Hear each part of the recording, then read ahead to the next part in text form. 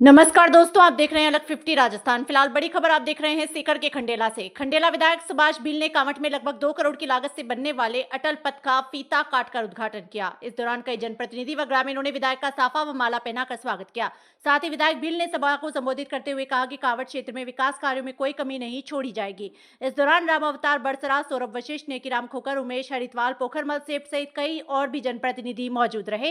देखिए ये पूरी रिपोर्ट। इसलिए कह रहा हूं क्योंकि राजनीति का सामान्यकरण होना बहुत जरूरी है। जनता के अगर हम भला करें, मोदी जी कहते हैं, मोदी जी ने जब हमारी राजनीति शुरू में वो आए थे बीजेपी सम्मेलन में, तो उन्होंने कहा था कि पिछले कई सालों से जो मूल काम है नेताओं का, जनप्रतिनिधियों का, उस काम से वो लोग भटक गए, वो दूसरा काम सेट करने में लग गए। मूल काम है कि सब कुछ त्याग कर लोगों की सेवा करना, जन सेवा में अपना पूरा समय बिताना।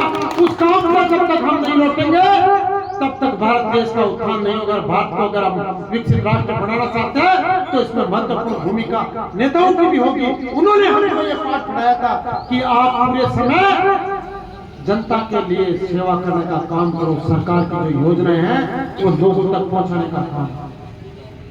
साथियों, लेकिन इसमें आप सबका भी सहयोग चाहता हूं, जो भारतीय जनता पार्टी के कार्यकर्ता, आपका भी सहयोग चाहता हूं। और मैं एक आग्रह आपसे करना चाहता हूं कि 17 तारीख से 17 सितंबर को माननीय मोदी जी का जन्मदिन था, वहां से लेकर 2 अक्टूबर गांधी जी की जयंती, शास्त्री जी की जयंती तक सेवा पखवाड़ा चलाया जा रहा है पार्टी के द्वारा। और उस सेवा पखवाड़े में कई कार्य किए जा रहे हैं। वृक्षारोपण का कार्यक्रम हो, रक्तदान शिविर हो, चिकित्सा शिविर हो, चाहे अन्य कोई भी ऐसा काम जिससे लोगों का भला होगा, सफाई का अभियान हो, वो अभियान हम लोग निरंतर कर रहे हैं। आपसे भी मेरा आग्रह है कि ऐसे सभी कामों को आप इसमें अंजाम दें। जहां भी आपको ऐसा लगे कि हाँ यार, ये हमारे कस्बे के अंदर ये जगह तो अच्छी है लेकिन ये गंदगी भरी हुई है या इसकी सफाई नहीं हुई कई सालों से, तो उसका भी एक अभियान बना के आप सब लोग उसको एक अच्छा स्वरूप आप लोग दे सकते हैं। आप रक्तदान शिविर कर सकते हैं।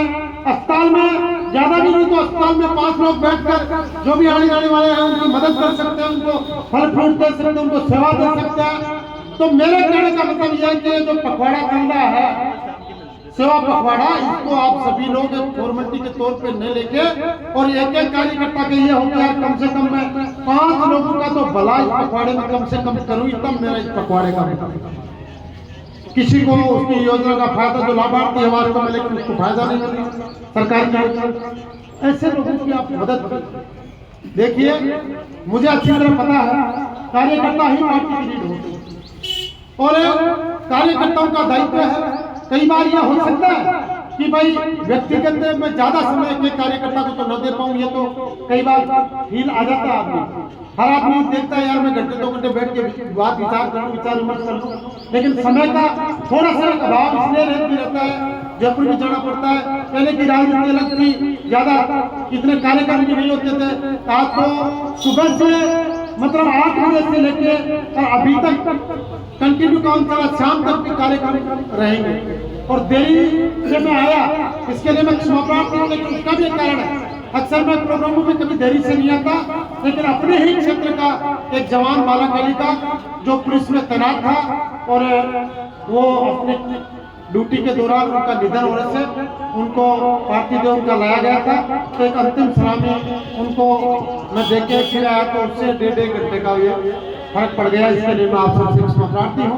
और साथियों, मैं एक आग्रह और भी आपसे करना चाहता हूँ कि कई बार मुद्दे ध्यान में, सारे मुद्दे मेरे ध्यान में नहीं आए।